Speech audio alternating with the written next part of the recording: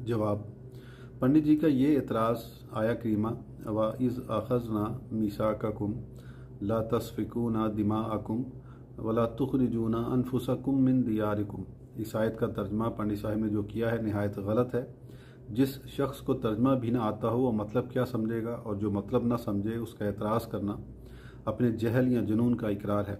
जब कलाम समझा ही नहीं और मुतकल्लिम की मुराद पर वकूफ़ और आगाही हासिल ही नहीं हुई, फिर भी एतराज़ के लिए मुंह फैला देना किसी सलीमुल अक़ल और ज़ी इल्म इंसान से किस तरह मुमकिन है, और ऐसे एतराज़ों से कलाम या मुतकल्लिम इज़्ज़त व शान में क्या धब्बा लग सकता है।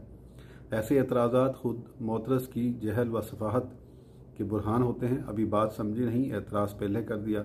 ऐसे शख्स को जो कौम अपना दीनी पेशवा माने और उसकी हर बात के सामने गर्दन न्याज झुका दे और आंखें बंद करके उसकी तकलीद करे, ऐसी कौम की हालत नहायत रहम और काबिल